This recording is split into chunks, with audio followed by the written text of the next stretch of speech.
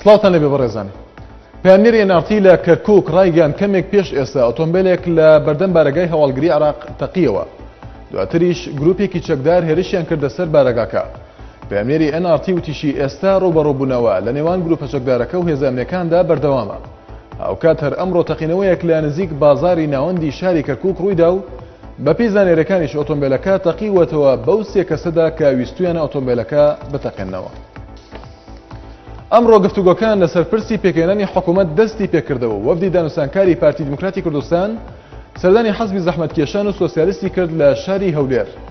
دوای کۆبنەوەشیان لەگەڵ وەفدی پارتی زەحمەتکێشان و سۆسیالیست پشتگیری خۆیان بۆ حکوومەتی داهاتوو دەربڕی.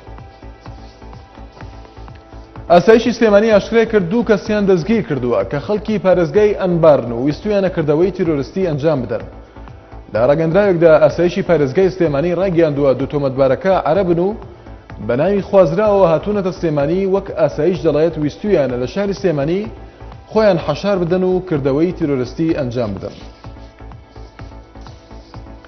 لە هەور جەنگی بەرپرسی دەستگای زانیاری و پاراستنی ئاسایشی هەرێمی کوردستان ڕایگەیاند خەسرە گوڵمەحەمەد کراوەتە سەرۆکی دەستگای ئاسایشی هەرێمی کوردستان. ئەوەش دوای ئەوەی NRT ئاشکرای کرد خەسرە گوڵمەحەمەد لە پۆستی بەرپرسی دەستگای زانیاری لابراوە.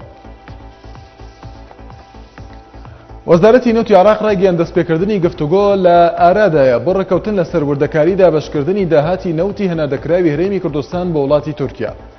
عەبدولکەریم لەعەبی وەزیری نەوتی عێراق پێش بەستنی کۆنگرەی ڕێکخراوی ئۆپیک لە ڤیەنای پایتەختی نەمسا بە ڕۆژنامەنووسانی ڕاگەیاند گفتوگۆی تەکنیکی سێقۆڵی لەم ڕۆژانەدا بەڕێوە دەچن بۆ تەواوکردنی وردەکاری دابەشکردنی داهاتی نەوتی عێراق. بە سەردانێکی فەرمی کە ماوەی 2 ڕۆژ دەخایەنێت ئەمڕۆ نووری المالیکی سەرۆکوەزیرانی عێراق گەیشتە تارانی پایتەختی کۆماری ئیسلامی ئێران. وەزیری ڕاگەیاندنی سووریا ئاشکرای کرد کە بەشار ئەسەد سەرۆکی سووریا لە پۆستەکەی خۆیدا دەمێنێتەوە و وڵاتیش لە قۆناغی گواستنەوەدا بەڕێوە دەبات.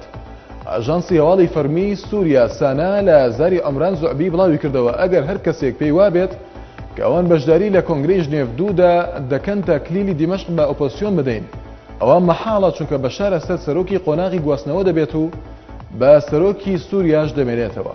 شاد و بەختەوەر بن.